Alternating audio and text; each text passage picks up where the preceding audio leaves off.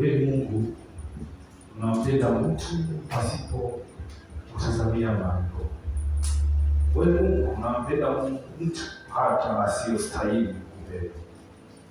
Mungu unawapenda watu walio waovu, unawapenda wenye dhambi, unawapenda walio wema pia. Baadaye anafanya wema kwa mtu ambaye anatarajia pia amrudishie wema. Bwana Yesu asifiwe. Katika dunia tulionayo hii, watu wengi sana tumekuwa ni watu wa kujipenda sisi wenyewe. Tumekuwa ni watu wa kupenda nafsi yetu kuliko kuwapenda watu. Upendo wa Mungu umepungua mno kiasi ambacho hatuangalii tena mambo ya watu wengine. Leo tunakwenda kujifunza tunda moja la Roho Mtakatifu katika mwendelezo wa matunda ya Roho Mtakatifu ambayo tumekuwa tukijifunza. Na leo tena tuko katika tunda lingine linaloitwa fadhili. Fadhili. Waefeso 4:32, naomba tusome kwa haraka kidogo kwa sababu ya muda. Waefeso 4:32. Mabado basi naweza kaisoma. Na tena iweni wafadhili ninyi kwa ninyi, wenye huruma, mkisameheana kama na Mungu alivyowasamehe ninyi katika Kristo. Neno la Mungu linasema, na tena iweni wafadhili kwa ninyi kwa ninyi. Anakwenda mbele zaidi, wenye huruma, mkisameheana ninyi kwa ninyi kama na Kristo alivyowasamehe. Kipimo kinatupa kama vile Bwana alivyotusamehe sisi kupitia kwa Yesu Kristo mwenyewe aliyokufa msalabani, damu yake ikamwagika pale kwa ajili ya ondoleo la dhambi. Ndivyo ambavyo anasema na sisi tuwe wafadhili sisi kwa sisi. Anasema iweni wafadhili ninyi kwa ninyi. Katikati yetu tuwe wafadhili na ndugu yako. Wewe wafadhili na yule kule, wewe wafadhili na yule. Bwana Yesu asifiwe sana. Fadhili maana yake nini? Fadhili ni tunda la Roho Mtakatifu. Fadhili ni katika matunda ya Roho Mtakatifu. Tukisoma katika Wagalatia 5 na ile mstari wa 22 na sasa mpaka 23, tunaona inasema fadhili. Neno fadhili ni tabia ya Kristo ambayo sisi tunatakiwa tuzifae. Watu wote ambao wanataka kwenda mbinguni, Biblia inasema tuwe wenye kesha, kwa sababu hatujui siku ile mwana wa Adamu atakuja. Hatujui siku tutakayoitwa.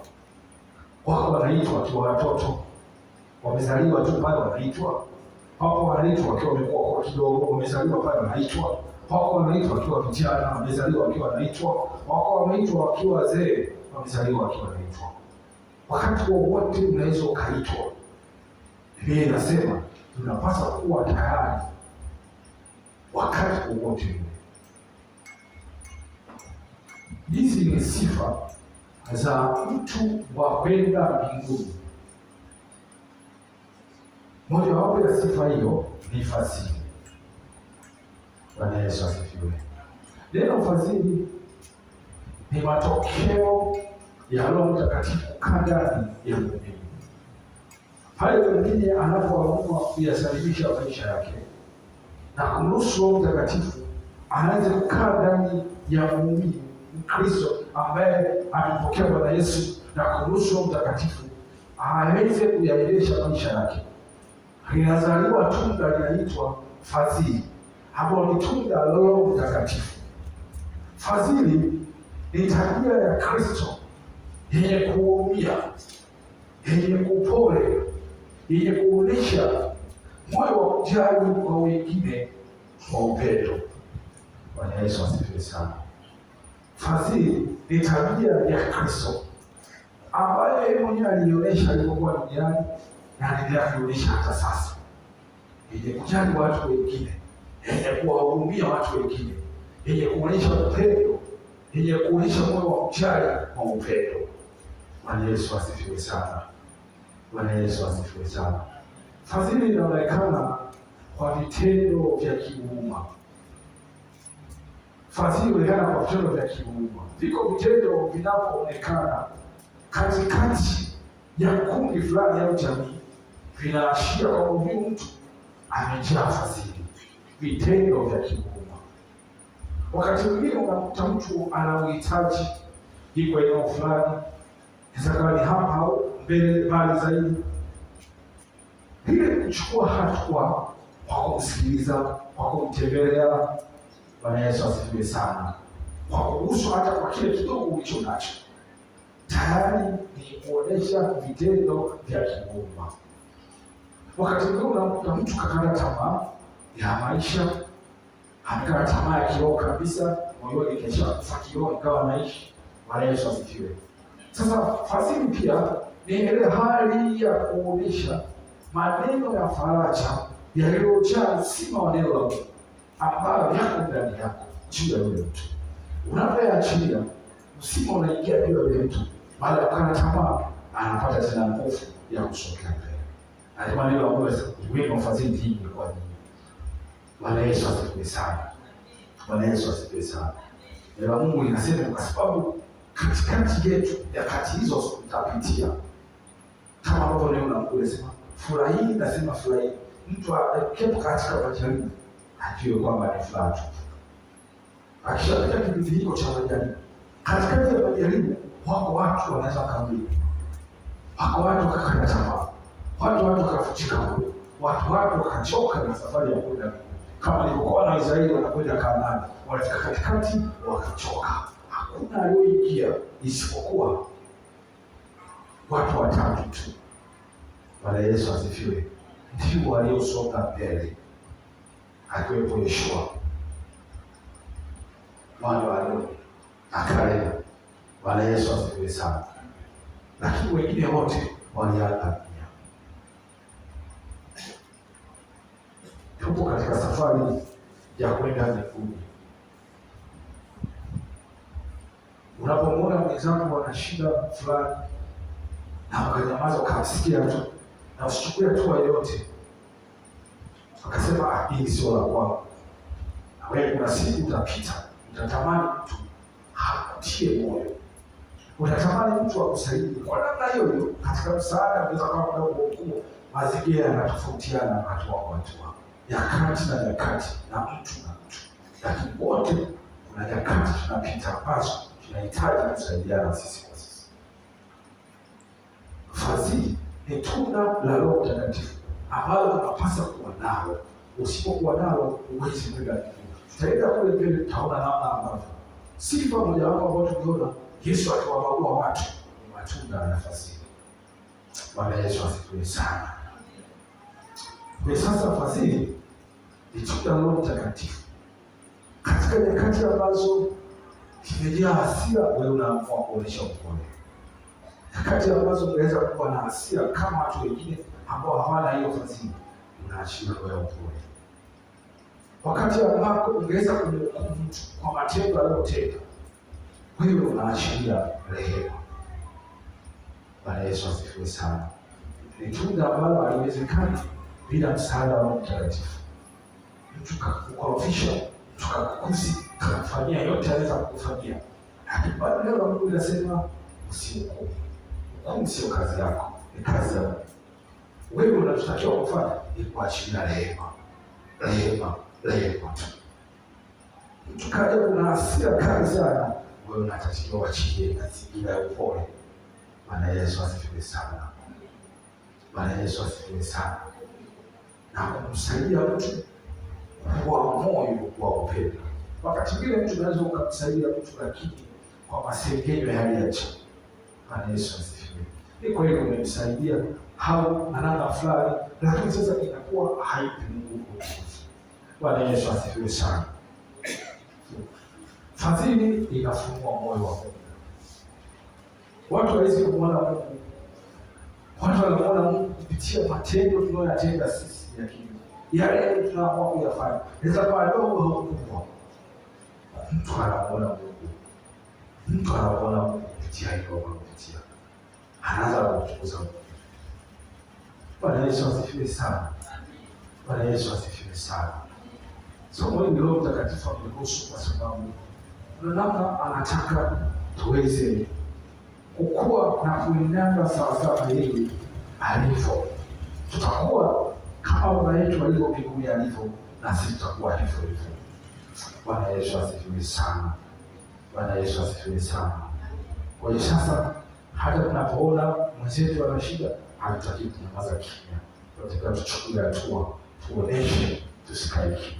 Yakobo anatuambia neno moja katika Yakobo 2, nadhani Yakobo 2:15-16. Yakobo 2, tuisome hiyo. Yakobo 2:15-16. Yakobo 2:15-16. Yakobo 2:15-16 inasema, ikiwa ndugu mwanaume au ndugu mwanamke yu uchi na kupungukiwa na riziki, na mtu wa kwenu akawaambia, enendeni zenu kwa amani, mkaote moto na kushiba, lakini asiwape mahitaji ya mwili, yafaa nini? Zikaishia hapo, lakini neno la Mungu linasema, endapo tumesikia kabisa kwa macho yako, huyu mtu ana shida, inawezekana usiweze kwa namna ambavyo unaweza kumsaidia, lakini kwa hiyo namna ndogo tu ambayo unaweza, Mungu anaweza kujizuisha kwa tendo dogo tu la fadhili. Mungu anajifunua juu ya wewe. Bwana Yesu asifiwe sana. Bwana Yesu asifiwe sana. Wakolosai 3:12 nasema, basi kama wateule wa Mungu, jivikeni moyo ya huruma, wema, unyenyekevu, upole na uvumilivu. Wakolosai 3:12. Tuangalie sifa kwa haraka sasa. Sifa za fadhili. Fadhili kama fadhili ina sifa gani? Ina vitu gani ndani yake ambavyo tukiwa navyo sisi tutakuwa ni watu wa fadhili? Bwana Yesu asifiwe sana. Cha kwanza, fadhili ni huruma yenye vitendo.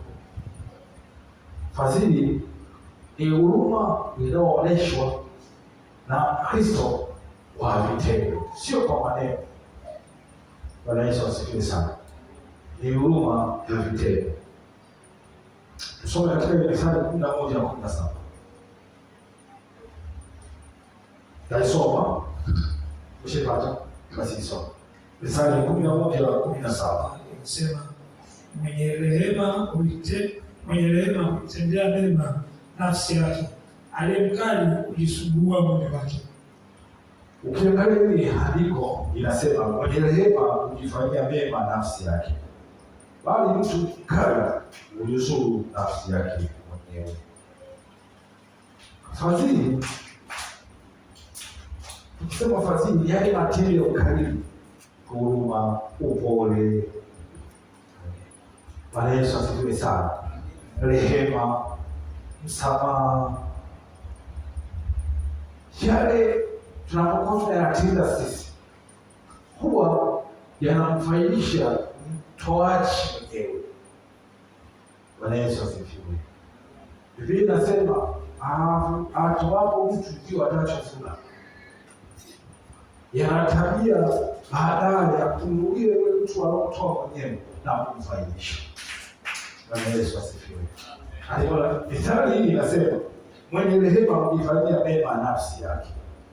Pale ambapo tumeacha kufanya mema, kufanya matendo ya fadhili, tunaisumu nafsi yetu wenyewe. Ndivyo neno la Mungu linavyosema. Kwa sababu kwa kadri ambapo tumefunga mikono yetu na kutoamua kutotenda mema au matendo ya fadhili, ndipo ambako hata yale mabaya yanavyoisumu nafsi bila kujua. Bwana Yesu asifiwe sana.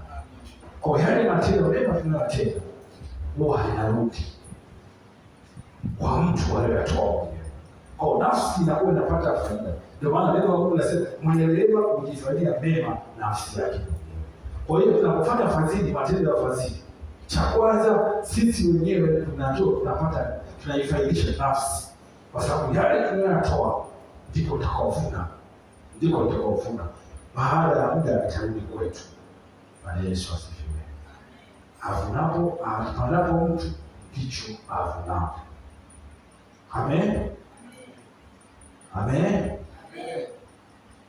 Kwa hiyo ni huruma yenye vitendo. Fadhili si huruma ambayo inakwenda maneno matupu, kama tulivyosoma katika Yakobo 2:15-16.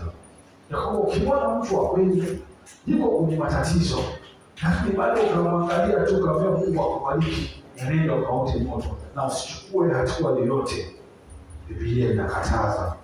Inasema bado hatujavaa. Biblia inasema jivikeni moyo wa rehema, jivikeni moyo wa rehema.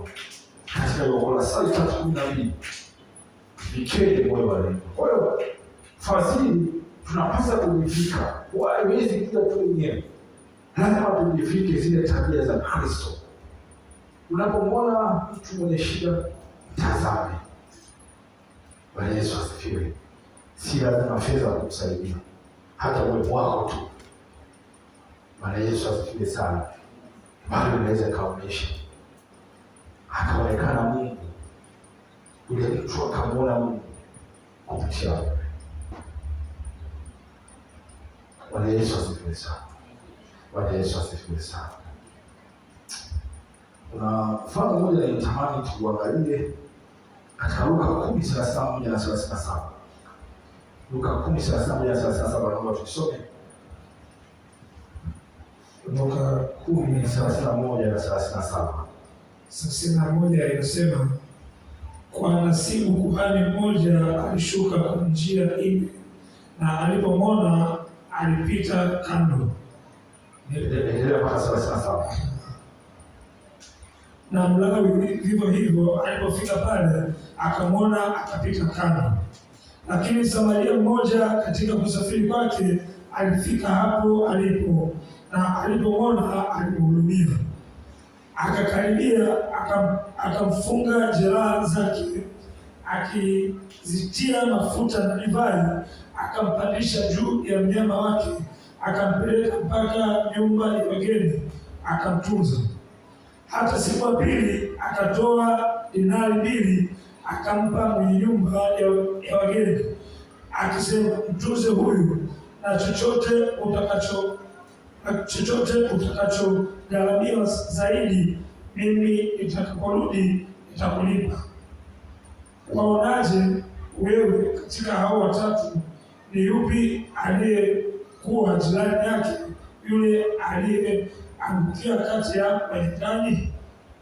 Akasema, ni huyo aliyemwonea huruma. Yesu akamwambia, enenda zako nawe ukafanye vivyo hivyo. Yesu, tunaona mfano mmoja hapa. Huyu mtu alikuwa ameangukia kati ya wanyang'anyi, wakampiga sana na kutesa, wakamnyang'anya kila kitu alichokuwa anaweza, wakamvua nguo, wakamwibia kila kitu na akamwacha na majeraha, wakamwacha akiwa hana msaada wowote wa mtu yeyote.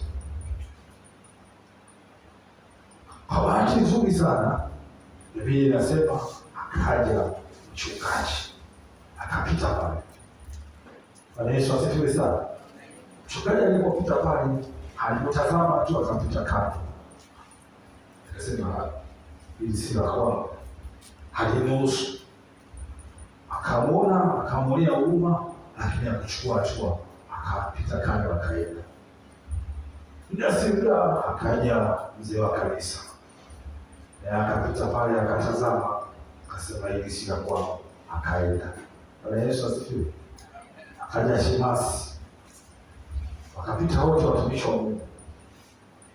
Lakini akatokea mtu mwingine wa duniani huko, alipomtazama tu akamwonea huruma, akamchukua, akampeleka hospitalini, akamhudumia kila kitu, akanunua mavazi, akamvika, madawa akamvika, na sehemu ya kulala na kumhudumia, baadaye akaacha na hela. Bwana Yesu asifiwe.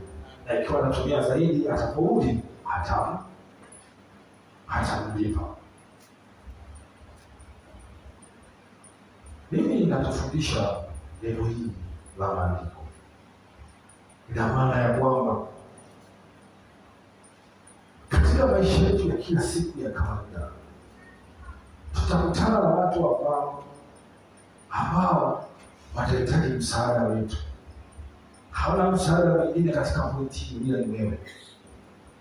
Inawezekana ikawa ni fedha kwa kidogo ulicho nacho, chakula, mavazi, kumtia moyo. Bwana Yesu asifiwe. Kwa namna yote ile ambayo Mungu anaweza kukutumia kufanya kulingana na nafasi yako uliyo nayo. Nafasi hazifanani, lakini kwa kile kidogo unaweza kuonyesha upendo wa Mungu. Yesu alimwambia, ni kati ya hao waliopita wote, ni yupi aliyeonyesha matendo ya fadhili? Yule mtakatifu ni yule mtu wa duniani. Yesu akamwambia, enenda na wewe ukafanya vile vile. Standardi na vipimo na viwango vya kwenda mbinguni vya Yesu havijawahi kupungua. Bwana Yesu asifiwe sana. Alimtaka yule mtu na yeye aende akatende vile vile kama alivyotenda huyo. Na ndipo anapotuambia hata sisi leo hii Yesu ya kwamba twende tukawe watu wa fadhili, mkihurumiana ninyi kwa ninyi, mkionyeshana upendo ninyi kwa ninyi, kila mmoja kwa nafasi yake, na ndipo tutakapoitwa wana wa Mungu aliye hai. Yesu anamwambia huyu, nenda na wewe kafanye vile vile. Yesu hajawahi kupunguza viwango vya kwenda mbinguni, vimebaki pale pale. Anatuambia leo hivyo, nenda na wewe ukafanye vile vile. Bwana Yesu asifiwe sana. Bwana Yesu asifiwe. Siku moja, naongea kwa haraka kwa sababu ya muda, nilikuwa kwenye gari nikamwona mchungaji mmoja. Bwana Yesu asifiwe sana. Niko kwenye gari na ubidi chini, baada ya pale akatoa mkono wake fulani, akasema, jamani, hata mwenye chapati naomba anipe. Kumbe nyumbani kwake ana watu wasiopungua 50, wale wanaotoka katika mazingira magumu. Waliokosa baba ameamua kuwa baba, waliokosa mama yeye kaamua kuwa mama. Wanakaa kwake, na si kwamba ana uwezo, hana uwezo, na nyumbani kwa vigari anachukua zile chapati ambazo mtu amekula kama akija anasema naomba. Nimeshuhudia kwa macho yangu, watu wanachukua chapati alizonazo anaenda anaweka, mpaka huyo mtu anafikia hivyo. Na maana wale watu kuna nyakati wanalala njaa. Bwana Yesu asifiwe. Kile ambacho kwake anachokichukua kule kwao ni cha muhimu sana. Bwana Yesu asifiwe sana. Bwana Yesu asifiwe. Akawa anatoa mfano, alikuwa anapita njia fulani, akamkuta binti mmoja, mtoto na mdogo wake, na wale ambao wanakuta wanasikia magumu wale. Wameenda sehemu fulani, wakakutana vijana wavuta bangi, wakawafanya vitendo vibaya sana. Bwana Yesu asifiwe. Wakakatakata na jembe. Wale watoto wakawa wamepoteza fahamu kila kitu, katenda vitendo vyote ambavyo visivyofaa mbele za Mungu. Yule mtoto wa kike mmoja ambaye alikuwa mkubwa kidogo akawa amezimia. Bahati nzuri yeye akawa anapita, damu zimejaa kila mahali. Alipopita pale akamwonea huruma, akamchukua vile vile na mazingira yote unayojua ambao wamemfanya. Bwana Yesu asifiwe. Akamchukua yule binti akamkimbiza hospitali. Alipofika hospitalini na daktari akasema binti ameshakufa. Yule mchungaji akasema hapana, akalia sana, hajafa. Akaomba kwa nguvu zote. Bahati nzuri kwamba mtoto baadaye akazinduka. Bwana Yesu asifiwe. Mimi nataka kumaanisha katika maisha yetu tutapitia nyakati ambazo kuna mtu atahitaji msaada wako. Usifunge. Kwa mikono ya upendo wa kuonesha wengine furaha ya Kristo ndani katika maisha yetu. Kwa kile kidogo mwingine anachokitoa, kiona kidogo lakini ni kikubwa mno.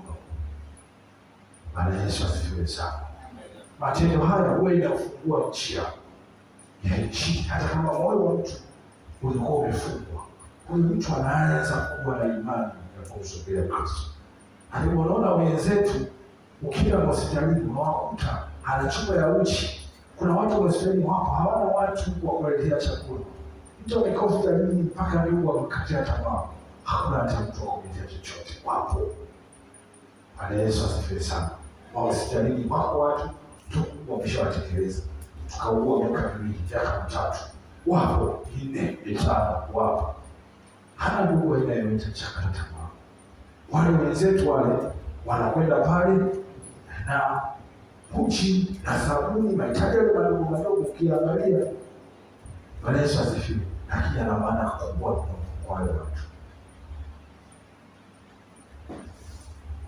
Yesu akasema, na wewe nenda kafanye vile vile.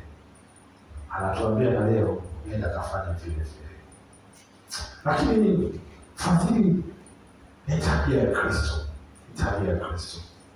So katika Matendo 10:38 anasema Mungu alimtia Yesu wa Nazareti mafuta kwa Roho Mtakatifu na nguvu, naye akapita akitenda mema. Yesu alitenda mema alipokuwa duniani. Yesu akuongea tunaweza katende vile vile. Yeye ndiye alikuwa mtendaji. Kila mara alipopita alitenda mema.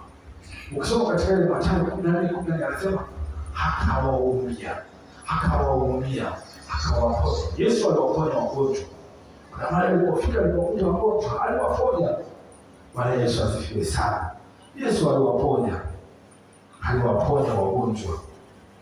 Mathayo 14:10 utaona Yesu alisamehe pale msalabani. Ukisoma katika Luka 23:34 unaona Yesu akasema Baba uwasamehe kwa maana hawajui walitendalo. Yesu aliachia msamaha. Baba uwasamehe kwa maana hawajui walitendalo. Yesu alikuwa mtoaji. Aliwalisha watu 4,000 wakiwa wamekaa naye siku 3 hawajala kitu. Akasema anawaonea huruma wasio wakaenda njiani wakazimia, kwa sababu siku zote hizi 3 wamefunga. Kuna wengine walikuwa watoto, wengine watu wazima. Ukisoma katika ile Mathayo 15:32 utaona Yesu akawahurumia, akawalisha wale watu 4,000. Yesu alikuwa ni mtu wa fadhili. Yesu lakini alikuwa anasamehe. Yule mwanamke mzinzi alikuwa hukumu. Mwanamke yule mzinzi tunakumbuka katika kusoma katika Yohana 8 ule mstari wa 11. Yule mwanamke ambao alikuja wewe akamponda mawe kwa mawe. Yesu akafika kaandika chini. Alipokuwa anaandika chini ndivyo alikuwa anafufua sabili zao. Wale watu walikuwa wanaona wale wao ni wakamilifu watakatifu. Lakini Yesu alikuwa anaandika chini. Kwa kidole chake chini ya nchi. Alikuwa anaandika kwa sabili zao. Hiyo hukumu ambayo baada ya kufa itafunuliwa juu ya watu. Ndio sasa hukumu ile ilifunuliwa pale. Kila mtu akaanza kujiona ni mkosaji, ni mwenye dhambi, tangu mkubwa mpaka mdogo. Hakuna lolote kuchukua jiwe kumpiga, kwa sababu alijiona yeye mwenyewe mwenye mabaya kuliko yule. Bwana Yesu asifiwe. Ndio baada ya kufa ile hukumu ambayo alikuwa anaandika pale chini, moyo wetu utafunuliwa, sabili zetu zitawekwa wazi. Yesu alimwambia watu washtaki wako walikuwa hukumu. Yule mwanamke anatazama anasema si waongo. Akasema wala mimi sikuhukumu. Nenda zako lakini usitende dhambi tena. Tuna watu wako rehemu. Mtu anapokosea tengeneza hata moyo unakataa vipi. Kwa sababu ndivyo ambazo agizo kuu linalotaka. Tufadhiliane sisi kwa sisi. Anza kujifunza kusamehe. Anza kujifunza. Ukianza kujiona wewe maisha yako si ya ulimwengu huu. Maisha yako wewe ni ya mbinguni, hapa unapita tu. Utaanza kila wakati. Unaanza kuona vipi. Unaanza kuona wenyeji wako mbinguni. Unaanza kuona uko mbinguni ya malaika. Bwana Yesu asifiwe. Utakuwa unatafuta sana mambo ya ufalme, si mambo ya hapa. Kuna katuko hapa utaona uko hapa lakini unajiona uko mbinguni. na watakatifu wa Mungu. Ukishangilia na pamoja nao katika ile mazingira ya utakatifu wa Mungu juu mbinguni, katika utakuwa unajiona katika mazingira hayo. Bwana Yesu asifiwe. Hautaogopa kufa, ila utaogopa kufanya kusudi la roho za watu ambazo wewe unataka kufanya ili wafike mbinguni. Bwana Yesu asifiwe sana. Bwana Yesu asifiwe sana. Kwa sasa sababu nyingine ni uangaza katika giza. Ni haraka kwa sababu ya muda. Bwana Yesu asifiwe. Uangaza katika giza. Nuru uangaza giza, wala giza halikuweza. Yohana 1:5. Katika dunia hii tulionayo ya ukatili na maumivu ya kila namna, watu wengi wameumia, watu wengi wana maumivu ya ndani kwa ndani, watu wengi wamekata tamaa. Pale ambapo tunapotenda tendo moja, hata kama ndogo namna gani, naweza nikaachilia moyo uliokuwa una chuki kama tumaini tena, ukakata tamaa na hata kuwa na nguvu tena. Bwana Yesu asifiwe sana. Maana katika ile Mathayo 5:16 anasema, nuru yenu na iangaze mbele ya watu wote. Nuru yenu na iangaze mbele ya watu wote, wapate kuyaona matendo yenu mema, wamtukuze Baba yenu wa mbinguni. Wakati najaribu kutafakari hili andiko la Mathayo 16, nikagundua kumbe lipo pia katika Watheolojia wanasema ubiri la imani la Yesu Kristo. Yesu wakati anahubiri pale mlimani, ukisoma katika sura ya 5 na sura ya 7 utaona akapanda mlimani alipoona makutano. Kila sura ya 5 mstari wa kwanza akapanda, alipoona makutano akapanda mlimani, akafunga kinywa chake akaanza kuwahubiria. Eli ziko utaona eli walio maskini, eli walio hekima, eli walio njaa. Unaona eli ziko nyingi pale. Bwana Yesu asifiwe sana. Ukienda sura ya 7, ukienda sura ya 8 sasa utaona Yesu anashuka mlimani. Kwa hiyo kuanzia sura ya 5 mpaka ya 7 alikuwa juu mlimani. Kwa hiyo uga inaitwa kupinda mlimani. Bwana Yesu asifiwe. Ina maagizo mengi ambayo tunapaswa kuyatekeleza. Mathayo 5 mpaka sura ya 5 mpaka ya 7 kipate kwa muda wako utasoma. Bwana Yesu asifiwe sana. Sasa katika ile andiko, nuru yenu na iangaze mbele ya watu. Kwa hiyo yale matendo ya fasihi yamechukua kama nini, tunapoyatenda yanakuwa yanaangaza, yanakuwa kama nuru. Bwana Yesu ndani ya giza. Bwana Yesu asifiwe. Bwana Yesu asifiwe. Kwa nuru inawakilisha maisha yetu, maisha ambayo matakatifu, matendo ya fadhili, huruma, ukarimu, wema, msamaha, yale maisha, matendo yale yote mema ni nuru.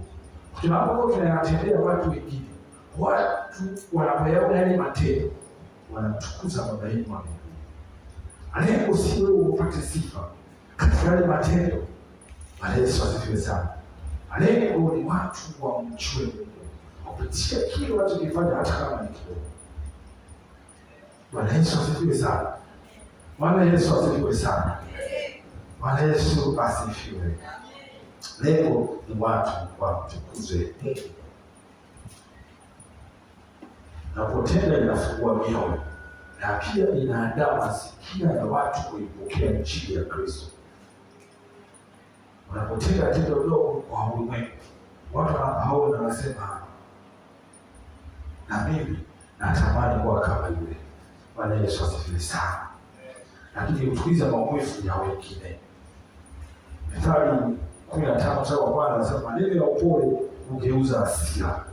Maneno ya upole hugeuza hasira. Kama mtu alikuwa na hasira namna gani, unapotoa maneno ya upole, tukawa watu wa upole, ndio tukageuza hasira yake. Mtu alikuwa ni mkali, anasema wewe unakuwa unaonesha upole katikati ya ukali. Kwa hiyo unaweza kugeuza moyo wa mtu ambaye alikuwa amejaa chuki, amejaa hasira kadhaa. Bwana Yesu asifiwe. Kwa hali unayoonyesha ni upole. Tendo dogo linaweza kubadilisha. Bwana Yesu asifiwe sana. Isaya 42 mstari wa 3. Isaya 42 mstari wa 3 anasema hivi, mwanzi uliopondeka hautauvunja. Tusikilize kidogo watu wa Mungu. Hiyo Isaya 42 mstari wa 3. Isaya 42 mstari wa 3. Tusikilize sasa. Mwanzi uliopondeka hautauvunja, na utambi utokao moshi hautauzima. Utatoa hukumu kwa kweli. Isaya huyu ni nabii, sura ya 42 mstari wa 3, alituma mfano wa mwanzi. Mwanzi ni mmea fulani laini sana ambao ulikuwa unatumika kutengeneza filamu kwa nyakati zile, na Biblia inasema kwa wakati huo mwanzi unapokuwa umepondeka ulikuwa haufanyi kitu, ulikuwa ni wa kutupwa, kwa sababu usingefaa kwa mazingira ya kawaida, usingeweza tena kutengeneza filamu. Mwanzi uliopondeka unaashiria mioyo ya watu iliyovunjika, upendo uliopoa kwa watu, wokovu uliosinzia, maisha ya wokovu ya kusuasua, upendo wa Mungu uliozimika, maisha ya rohoni yaliyozimika. Lakini bado Yesu anasema Masia, yeye anasema kwamba hatauvunja. Kwa maana nini? Bado atarejesha kwa upendo, bado ataufanya tena uwe na nguvu. Hayo mtu ambaye amevunjika moyo bado atamrejesha tumaini, halokana tamaa bado atampa tumaini tena. Lakini anaendelea mbele, anasema utambi utokao moshi hatauzima. Neno utambi bado ni ile utambi ambao unatumika kwa ajili ya mafuta wake moto. Kikawaida utambi unapokuwa na watu wamefika kiwango mafuta yamekata, utambi badala ya kuwaka unaanza kutoa moshi, kwa sababu unaweza kuungua, hauna mafuta tena. Katika hali ya kawaida huo unazimwa, kwa sababu hautoi tena mwanga. Lakini Masia, neno la Mungu linasema kwamba yeye hatauzima. Utambi unaotoa moshi unaashiria mtu yule aliyokata tamaa, unaashiria mtu yule amevunjika moyo, unaashiria mtu yule aliyerudi nyuma. Bali Yesu anataka yule mtu kupitia matendo tunayotenda. Yesu anasema pia utambi ule hatauzima, hatauwekea moto, hataujaza mafuta uweze kusoka tena mbele na utoe mwanga tena. Matendo tunayotenda haya ya kihuruma bado yanaweza yakachochea yule mtu ambaye alikuwa amerudi nyuma akasoka mbele. Atatoa hukumu kwa kweli na haki. Yeye ni mwenye haki, pamoja na kwamba ni mwenye rehema, lakini bado yeye ni mwenye haki. Bwana Yesu asifiwe sana. Bwana Yesu asifiwe sana. Bwana Yesu asifiwe. Wagalatia 5:22 inasema lakini tunda la Roho ni fadhili. Dunia inaweza kukataa nchi tunayoitoa, lakini haiwezi kukataa matendo ya fadhili. Haiwezi kukataa. Tunapokuwa tunajaliana sisi kwa sisi na kusaidiana, bado dunia hata iweje watakubali hiyo nchi ya kujitoa kwetu kwa watu wengine. Bwana Yesu asifiwe sana. Bwana Yesu asifiwe sana. Luka 6:35 anasema lakini wapendeni adui zenu, watendeni mema, kopesheni bila kutarajia malipo. Lakini wapendeni adui zenu, mpende adui yako, jifunze kumpenda adui yako. Hesabu na kumwonea huruma, kwa sababu katika hali hiyo akifa anaenda moto, huyo bado amefungwa. Mwonee huruma na umwombee. Ndio maana Yesu akasema waombeeni adui zenu. Hesabu wewe maisha yako si hapa, ni hapa mbinguni. Mwenyeji wako wewe si duniani, mwenyeji wako